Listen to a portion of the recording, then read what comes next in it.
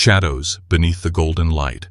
The restaurant gleamed like a jewel in the middle of Manhattan, a place where chandeliers shimmered as if cut from diamonds, and every tablecloth lay ironed to perfection, the white fabric glowing softly beneath golden lights.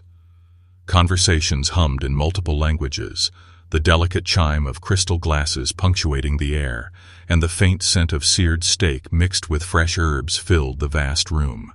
Here, power gathered under the illusion of calm. Bankers, politicians, executives, and international investors leaned in close, whispering about mergers, stock trades, oil deals, and technology futures. To the untrained eye, it was only another night of indulgence and wealth, but beneath it all lingered tension, the kind that never needed words, the kind that traveled between glances and pauses in sentences, the kind that made the quiet hum of security radios more important than the music spilling softly from hidden speakers. At the corner table, a man sat taller than the rest, his presence naturally drawing eyes without effort. Benjamin Carter, a billionaire CEO with a reputation for reshaping industries, was entertaining a delegation of Japanese investors.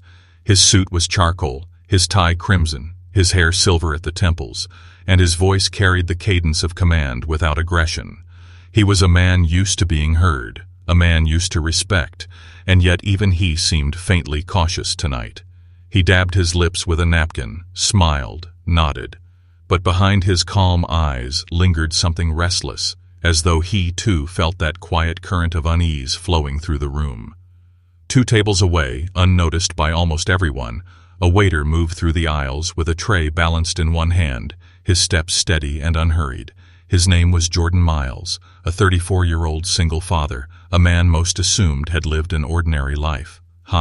His uniform was plain, black vest, crisp white shirt, apron tied neatly at the waist, and his face carried no expression beyond quiet professionalism. Guests rarely looked twice at him. He was invisible by design, blending into the rhythm of service, always present but never lingering, always available but never distracting. Yet behind his calm eyes lay a past few in this city could ever imagine. He had once been part of a world no dining room could contain, a member of one of the most elite military units in existence, a man who had lived in deserts and jungles, who had survived ambushes in the dead of night, who had learned how to end or save lives in the span of a single breath. And now, he polished silver, wiped glasses, and returned home each night to a small apartment in Queens, where his daughter waited with homework, drawings, and bedtime stories. Jordan lived 2 lives, one quiet, one hidden. To him, both were necessary. The quiet one gave his daughter safety, normalcy, and the warmth of stability. The hidden one was never truly gone. It sat within his muscles, his instincts, his memory, ready to awaken if the world ever forced his hand. He never sought trouble, never wanted attention, but he carried within him the truth that violence, once learned so deeply, never fully released its hold.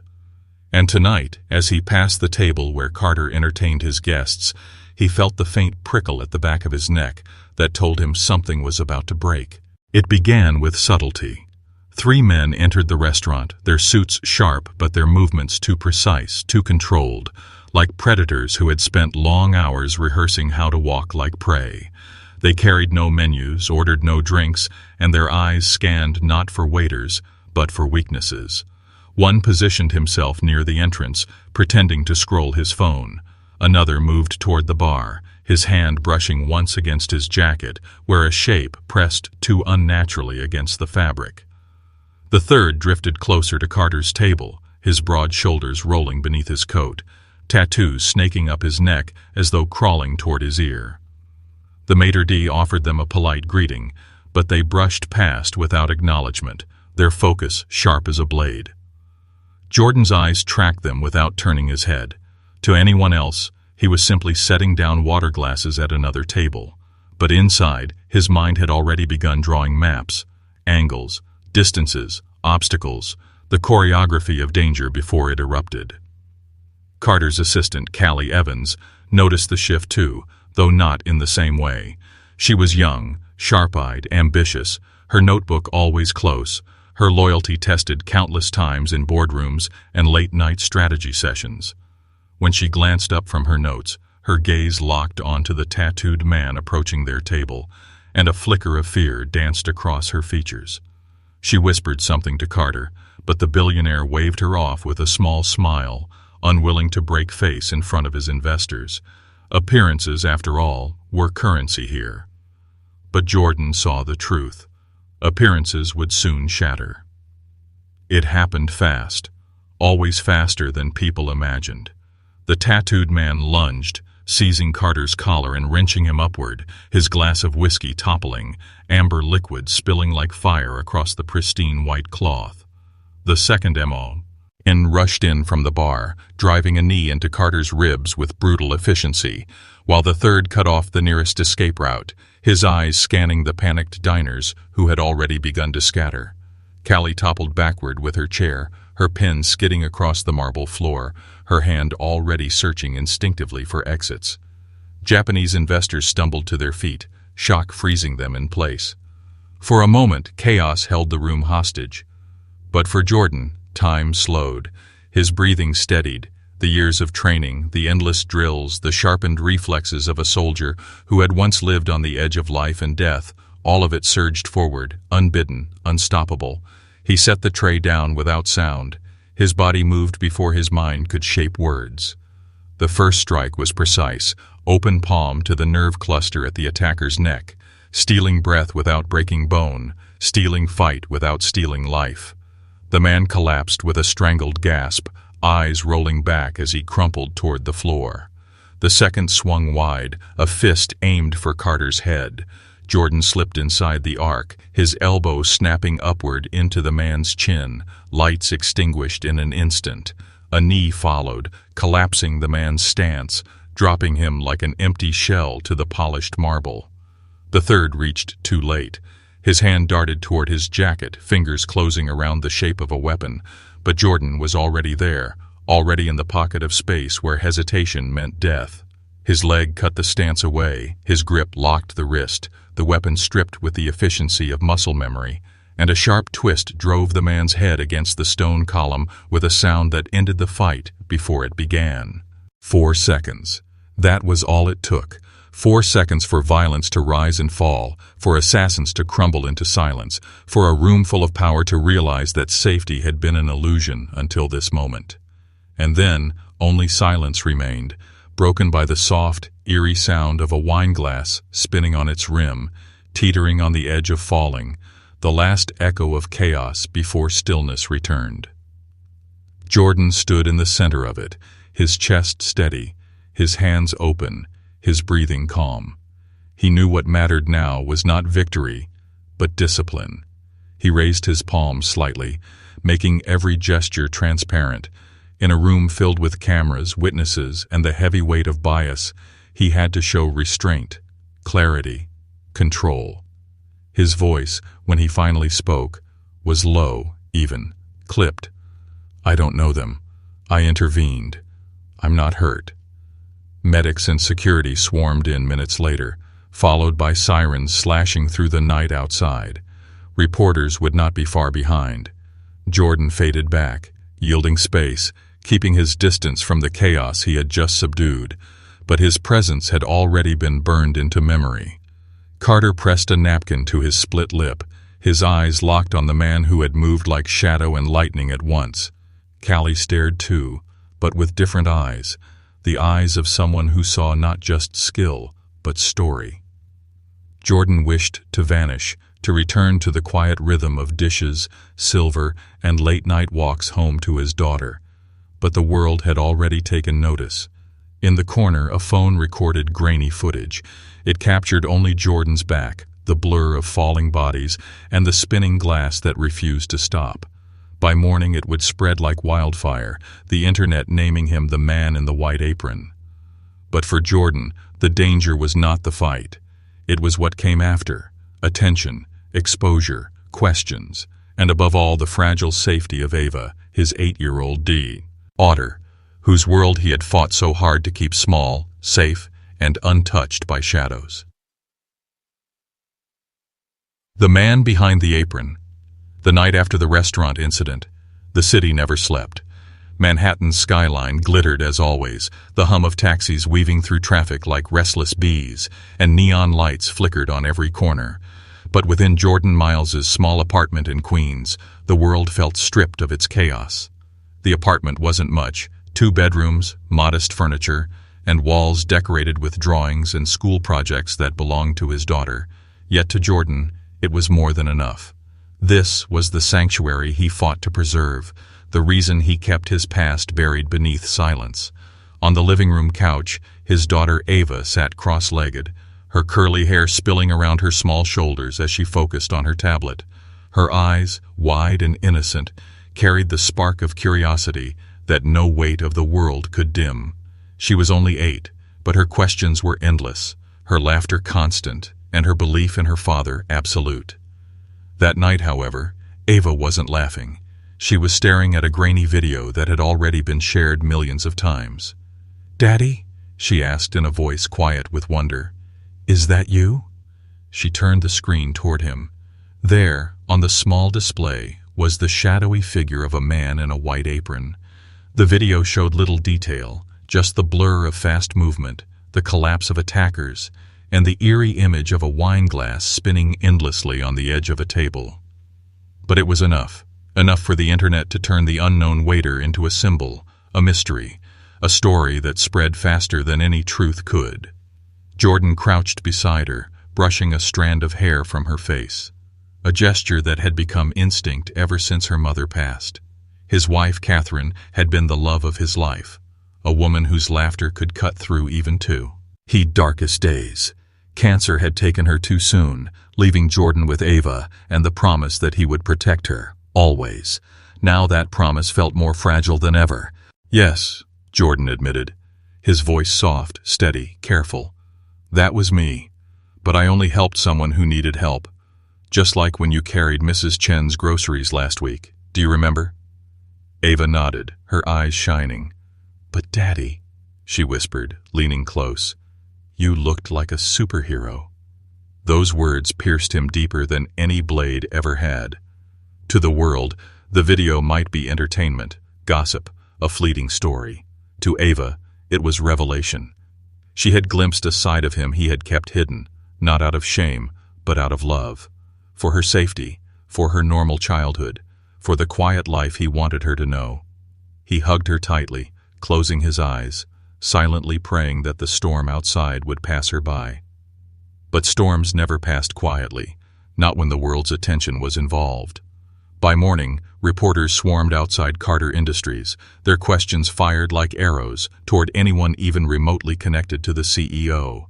News anchors replayed the clip on endless loops, their voices narrating speculation. Who was the mysterious waiter? Could he be ex-military? Why did he disappear afterward? Headlines carried names Jordan had never chosen: the ghost waiter, the apron guardian, the man in the shadows. Each one dragged him further from the life he wanted to protect. For Jordan, the fire wasn't the problem.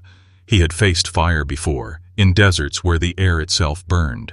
The smoke was the danger, the stories, the narratives, the lies that spread faster than truth, and this smoke was already seeping toward his daughter. That afternoon, when he picked Ava up from school, whispers followed them down the sidewalk. Children pointed, parents glanced, phones lifted discreetly to snap pictures. Ava clung to his hand, both proud and nervous, her small fingers tightening with every step. Jordan's instincts screamed at him to disappear, to retreat into invisibility. Boo! And he couldn't abandon her world to the gossip. He bent down, smiled gently, and whispered, "Don't worry, baby girl. They don't know us. We know us. That's all that matters." The following day, a knock came at his apartment door. Jordan tensed instantly. Old habits surged forward.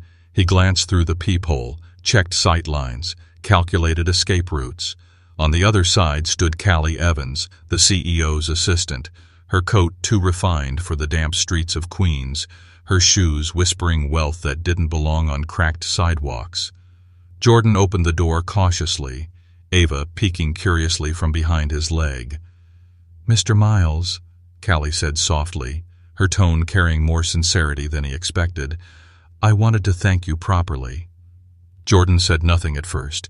He simply stepped aside, allowing her to enter. The apartment smelled faintly of dinner, a mix of spices and rice, the evidence of a simple but warm home. Callie looked around with quiet respect, noting the children's drawings taped to the fridge, the small shelf of well-worn books, the single-framed photograph of a woman whose smile was unforgettable, even in a still image. She saw a man who had lived two lives, one hidden in shadow, one illuminated by love. "I know what you did for Mr. Carter," Callie began carefully, "but more importantly, I know what you risked. You stepped into danger without hesitation, and now people will want to know who you are. They won't stop looking." Jordan's jaw tightened. He had expected as much. "I don't want any part of this," he replied. "I only want to come home safe to my daughter every night." His words were steady, but his eyes revealed the steel beneath them. Callie studied him for a long moment. She had spent years watching powerful men command rooms, manipulate narratives, and bend reality to their will. But here, in this modest apartment, she saw something different. Strength without hunger, loyalty without price, courage without ego. "Everyone wants something," she said softly, almost as a question. "What do you want, Mr. Miles?" Jordan's answer was simple. "Ava wants her dad present. That's all that matters." For the first time, Callie smiled, not the practiced smile of an assistant managing appearances, but something real, something human. She looked toward Ava, who studied her with the seriousness only children carried. "I'm Ava," the little girl declared proudly, "and this is my dad. My dad is really strong." Callie's smile deepened, touched by the purity of it. "Yes," she agreed quietly, "he is." That evening, after Callie left, Jordan sat by the window long after Ava had gone to bed. The city lights blinked in the distance, cars honked faintly below, and in his hands he held an envelope delivered hours earlier. It bore the logo of Carter Industries, embossed in glossy ink. Inside was a summons, polite in language, heavy in implication. He was requested to appear at headquarters the next day, on the 43rd floor, at 3 o'clock sharp. Jordan stared at the paper, his thoughts churning. He had tried to stay invisible, but the world had pulled him into light. Now, powerful men wanted to decide what his story would become. The next afternoon, Jordan wore his only suit. It was simple, slightly worn, but clean. In the mirrored glass of the elevator rising toward the 43rd floor, he caught his reflection. Not the man in the apron, not the soldier he once was, but a father, weighing every choice by the measure of his daughter's safety. When the doors opened, he stepped into a world of polished marble, towering, G-glass, and the hum of power. Ben Carter stood behind a desk the size of a ship's deck, his lips still faintly bruised from the attack. Callie stood nearby, her notebook open. "Mr. Miles," Carter began, his tone carrying the authority of a man used to control, "you saved my life. For that, I owe you. And yet, you also created a problem. The media is relentless. They want your name, your story, your image. We can control it, if you let us. I can offer you a position, 6 figures, legal protection, media training. We can turn this into something beneficial for all of us." Jordan listened quietly, his eyes steady, his face unreadable. He understood exactly what Carter was doing. By offering him wealth, Carter sought to box him in, to turn his story into corporate property, to profit from his presence as though he were another asset on a balance sheet. Jordan shook his head slowly. "I don't want money. I don't want fame. I want to be left alone. I want to walk home to my daughter every night and know she's safe. That's all I want." Carter froze, his expression unreadable. He was a man accustomed to nods, not refusals. Everyone wanted something, but here was a man who wanted nothing he could buy. Callie watched the silent standoff, feeling the tension between two men who embodied opposite poles, one defined by power, the other by principle. She understood then that Jordan wouldn't sell his story. He didn't want to be a symbol, because symbols invited spotlight, and spotlight invited danger. For a black man raising a daughter alone, danger was already too familiar. The meeting ended politely, but with an undercurrent of unease. As Jordan left the towering building and returned to the streets of Queens, he knew peace was slipping further from his grasp. The video had unleashed something he couldn't control. The story was no longer his. It belonged to the world. And for Ava, whose life he had sworn to protect, the spotlight was the greatest threat of all. Ghosts in the spotlight. The days that followed blurred into a strange rhythm for Jordan Miles. On the surface, life continued as it always had.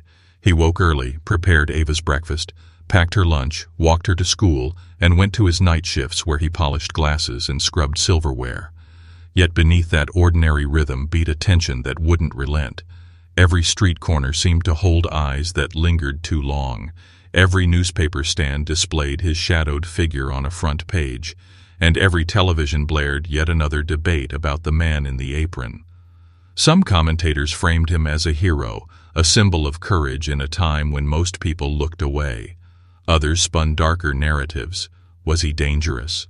Was he hiding something? Why hadn't he come forward to embrace the fame that had been handed to him? Jordan knew the truth. None of them cared about him. They cared about the story, the spectacle, the illusion of a man who could be shaped into whatever fit the narrative of the day. And the more the world pulled at that thread, the more the fabric of his quiet life frayed. Ava noticed it too. At school, classmates showed her the video over and over, their voices a mix of awe and teasing.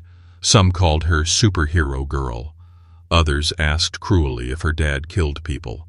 She came home each day with questions Jordan struggled to answer. He reminded her gently, "I only helped, that's all. The world will say many things, but we know the truth."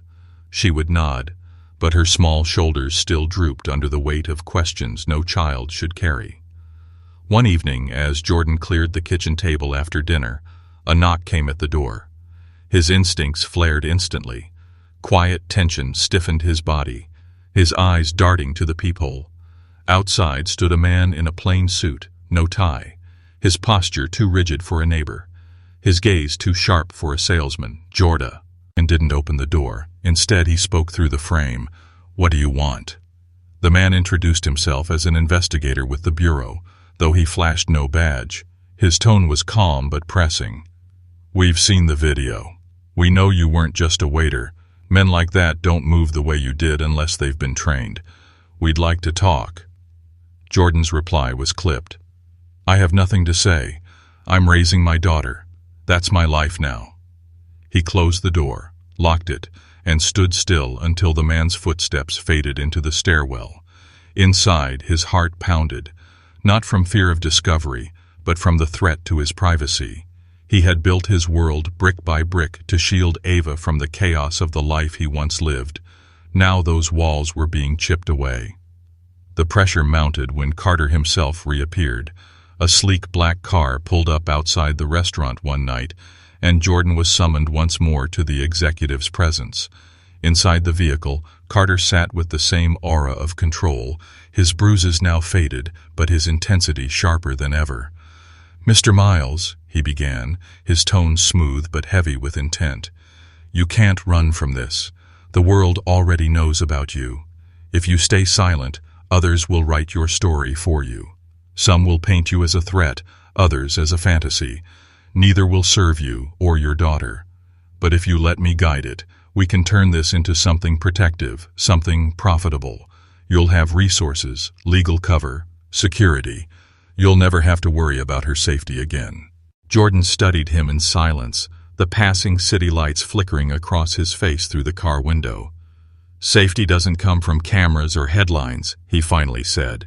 "It comes from trust. My daughter trusts me to be here, to keep her life steady. That's all she needs, and I won't trade that for your stage." Carter's jaw tightened.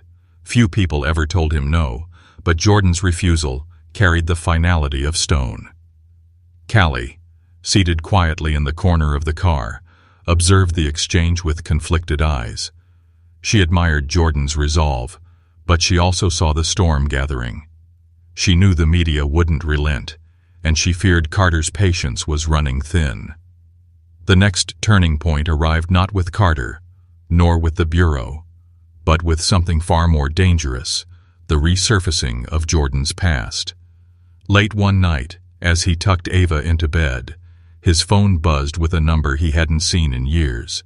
Against his better judgment, he answered. A familiar voice rasped through the line. An old teammate, one of the few still alive from missions that were never recorded, victories never celebrated. "You're on the news, brother," the voice said. "You were supposed to stay buried, but now everyone knows a piece of you, and if they can find you, others can too." Jordan's stomach turned cold. He knew exactly what his friend meant. Enemies from long ago, adversaries who had once sworn revenge, mercenaries who collected names and grudges. These were not people who forgot. And now, with his face plastered across media screens, they had a thread to follow. He ended the call quickly, his mind already racing. Ava's safety had been threatened before, but always in theory. Now, the danger was real. Days later, that danger drew closer. As Jordan walked Ava home from school, a black SUV idled too long at the corner. A man inside lifted a phone, pretending to scroll, but his gaze never left Jay. Orden. That night, Ava's window caught the reflection of someone watching from across the street. Jordan's instincts screamed louder than ever. He moved Ava's bed to the far wall, reinforced the locks, and stayed awake until dawn, his body still, his eyes sharp, every muscle coiled for the threat that might come. It was then that Callie re-entered his world, this time not with corporate summons or polite thanks, but with quiet urgency. She found him outside the school gates, his posture tense, his eyes scanning the street. "You're being watched," she said without preamble. Jordan's eyes flickered toward her, surprised she noticed. "How do you know?" She glanced toward a man across the road pretending to smoke, his gaze too fixed on them. "Because I've been watched, too. Working for Mr. Carter comes with shadows." For the first time, Jordan allowed someone else into the fortress of his fear. They walked together, Ava skipping ahead, unaware of the weight behind her father's eyes. Callie spoke quietly as they moved. "You can't do this alone. You may want to shield her from everything, but the world is already at your door. Let me help you." Jordan hesitated. He had built his life on trust so narrow it barely extended beyond his daughter. But as he looked at Callie, her steady gaze, her quiet strength, her refusal to flinch from danger, he realized that perhaps trust could be widened, just enough to let another in. That night, as Ava slept peacefully, Jordan sat by the window with Callie across from him. He spoke of his past for the first time in years, the missions, the shadows, the loss of Catherine, the endless nights of silence after war. Callie listened without judgment, her eyes holding only understanding. "You're not just a man in an apron," she said softly. "You're a father who survived. And survival, when it carries love, is more heroic than anything the world can write about." Jordan looked toward Ava's room, where the soft hum of her nightlight glowed. "That's all I want," he whispered, "for her to survive this world with joy intact." But deep inside, he knew survival was never passive. It was fought for, defended, earned. And now, with enemies stirring and the world's eyes upon him, the quiet life he built stood on the edge of collapse. He would have to decide whether to keep running from the spotlight or to step into it, not for himself, but to shield the only person who mattered. And somewhere in the city's shadows, men were already preparing. Men who didn't see Jordan Miles as a father, or a hero, or even a waiter. Men who only remembered him as a ghost from the battlefield, and now wanted that ghost erased.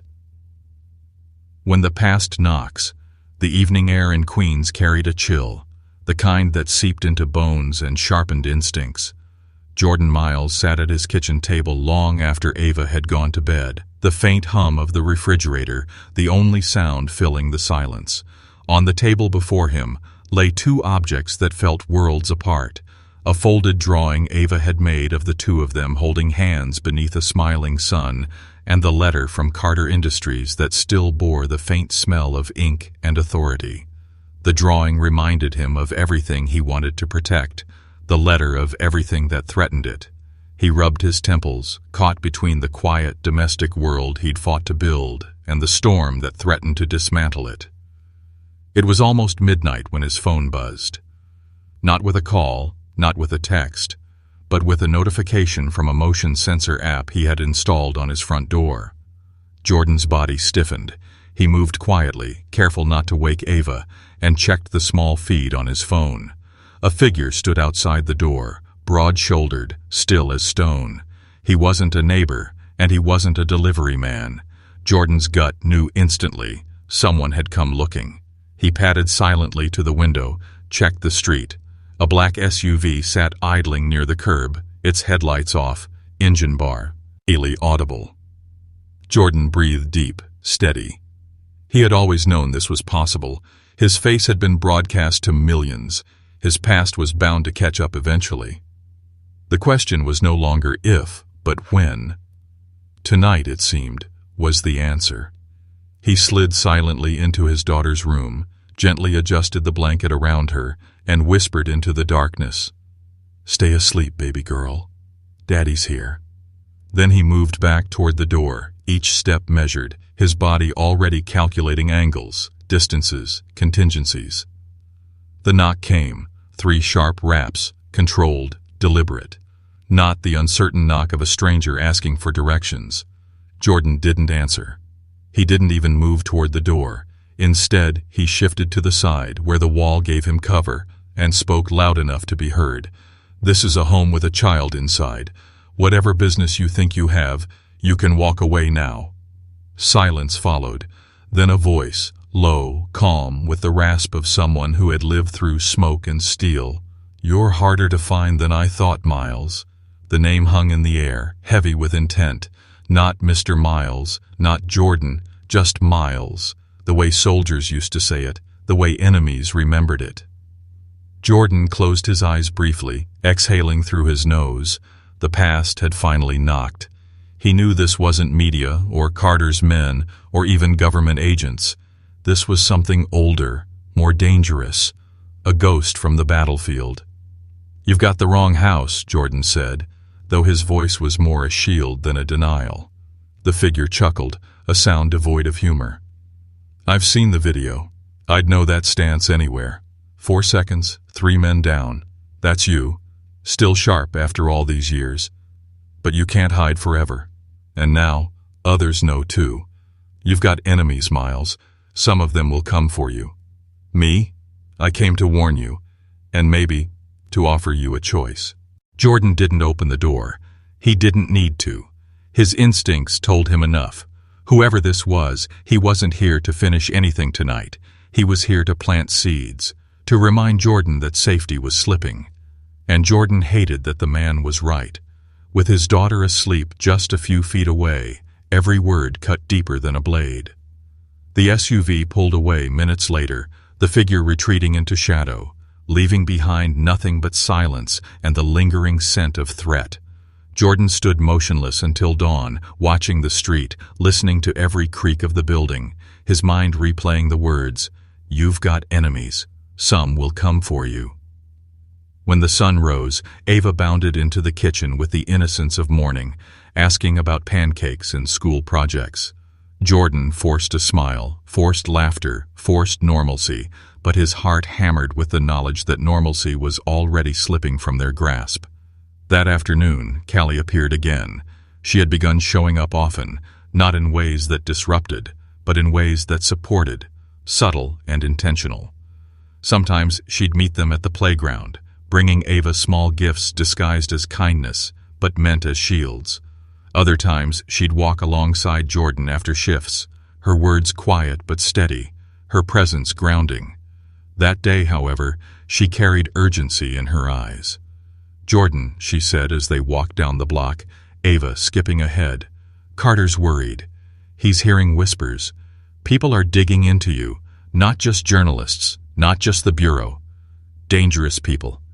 He wanted me to tell you, whether you like him or not, you're not safe." Jordan gave a bitter laugh, low and dry. Safe? I gave that up the moment someone recorded a shaky video of me saving his life. Now everyone wants something. Carter wants a narrative. The Bureau wants information. Strangers want revenge. And all I want is for Ava to grow up without knowing any of this exists. Callie touched his arm, stopping him mid-step. Her eyes searched his, unwavering. Then fight for that. Not by hiding, but by choosing how the story is told. You can't erase what happened, but you can shape what comes next. If you don't, someone else will, and Ava will pay for it. Her words lingered long after they parted. That night, as Jordan watched Ava sleep, her chest rising and falling in rhythm with dreams untouched by shadows, he realized Callie was right. Survival wasn't just about silence anymore. It was about strategy, about deciding which battles to fight and which to avoid, about taking control before control was stolen. 2 nights later, the storm arrived. Jordan was walking home from the restaurant, the streets unusually quiet, when the SUV returned. This time, it didn't idle. It pulled sharply to the curb, and 3 men spilled out, moving with the same precision he had seen in the restaurant weeks earlier.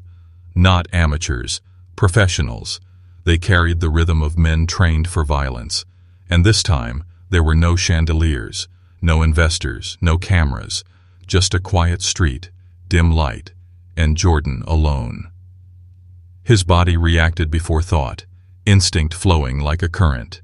He moved into shadow, angling himself away from the building walls, forcing them to split their approach. The first came fast, a blade glinting faintly. Jordan's hand snapped to the wrist, twisting, breaking the stance, the knife clattering uselessly to the ground. The second lunged from the side, but Jordan pivoted, driving his elbow into the man's ribs, stealing air, stealing motion. The third was larger, heavier, but slower. Jordan used the momentum against him, pulling, redirecting, letting the man's weight crash into the side of the SUV with bone-jarring force. Seconds stretched into eternity, but in truth it was swift, always swift. When the dust settled, 3 men lay groaning on the pavement, their mission undone. Jordan didn't wait for explanations. He knew they weren't here for dialogue. They were proof of what the stranger at his door had promised. Enemies had found him, and this was only the beginning. He returned home bloodied but unbroken, scrubbing his hands clean before Ava could see. As he tucked her in, she stirred, half awake, whispering, "Daddy, are you okay?"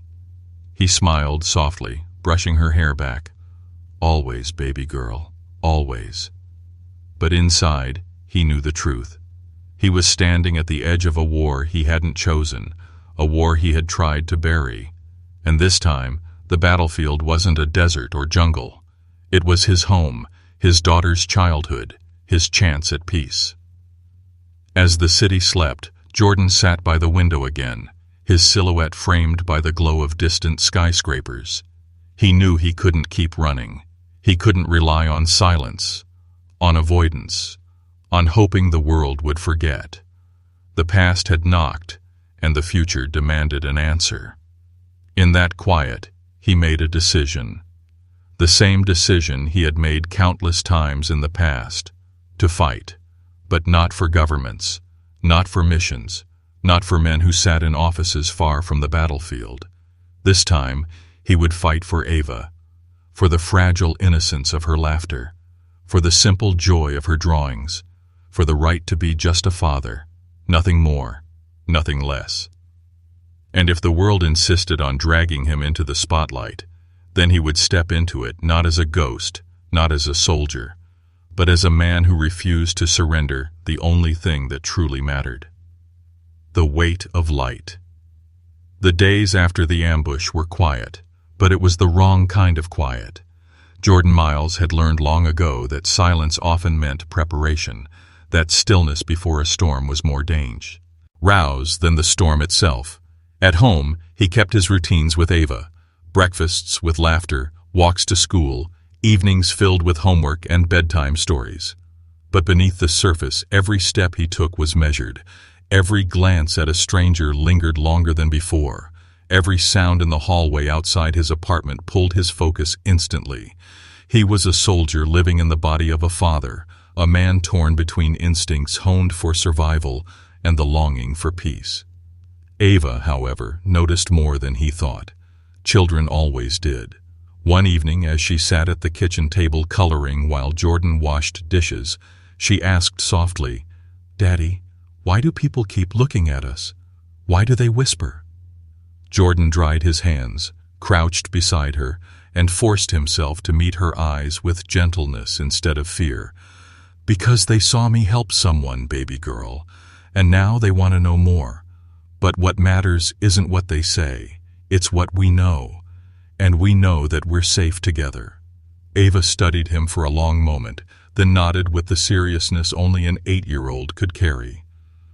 "You're my hero," she whispered, hugging him tight.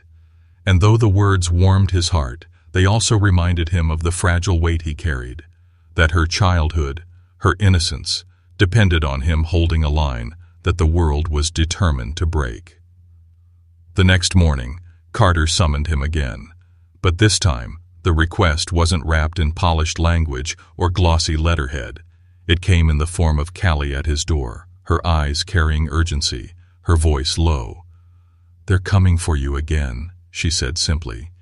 "This isn't just rumor anymore. Carter's been warned.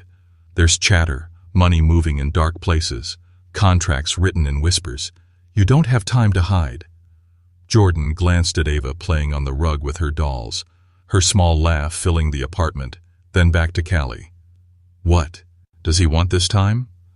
Callie hesitated before answering.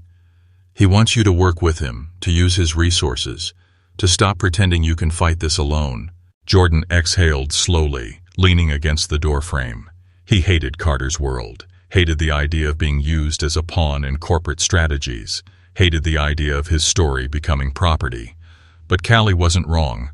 Alone, he couldn't protect Ava forever. The ambush had proven that.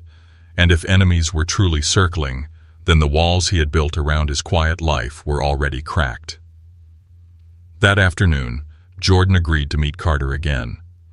On the 43rd floor, with the city spread out like a kingdom beneath them, the billionaire CEO wasted no time.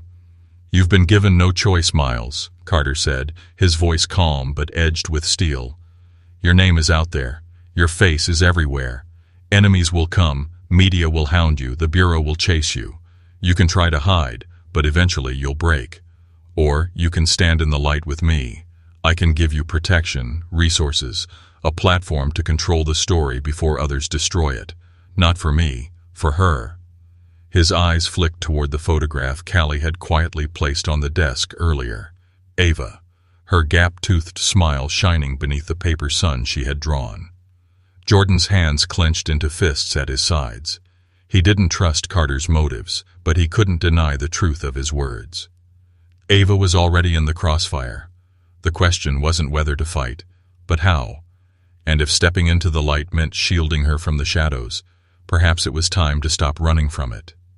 That night, as Ava drifted to sleep, Jordan sat by her bed, brushing her hair gently from her face. He whispered promises she couldn't hear, promises forged not from grand ideals or medals, but from the simple, unbreakable bond of fatherhood, that he would keep her safe, even if it meant carrying the weight of a world he never asked for.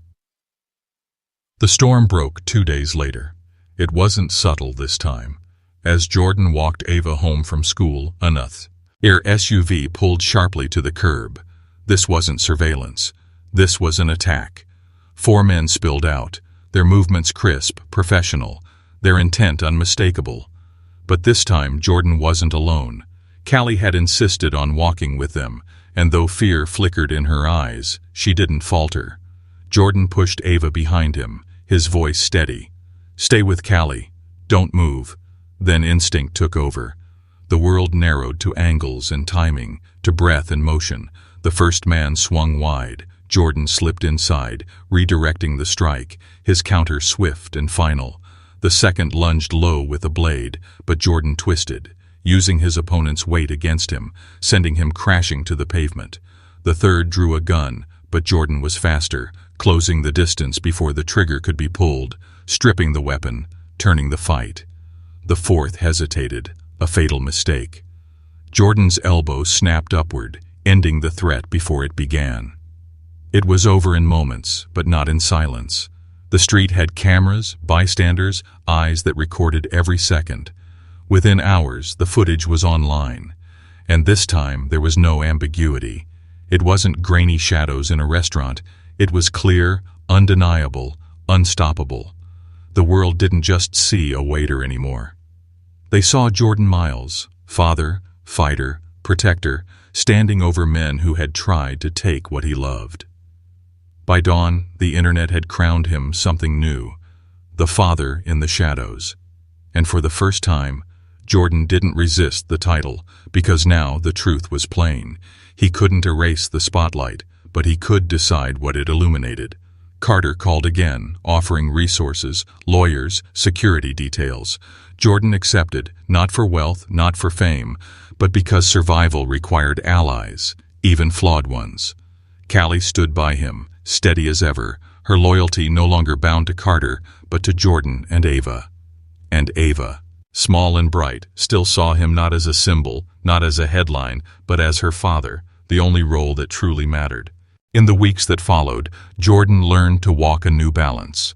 He appeared briefly at Carter's side for public reassurance, speaking not of violence but of resilience, of the power of protecting what matters. He refused to be glamorized as a weapon, insisted on being known as a father. And though enemies still circled, though the spotlight still burned, Jordan carried himself with the quiet strength of a man who had already faced worse and survived. One evening, as he tucked Ava into bed, she whispered again, "Daddy, you're my hero." This time, Jordan didn't argue, didn't deflect. He kissed her forehead, held her close, and whispered back, "Only because of you, baby girl. Only because of you."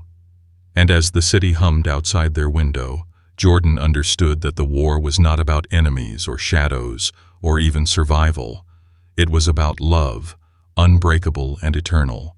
And for that, he would fight as long as he breathed.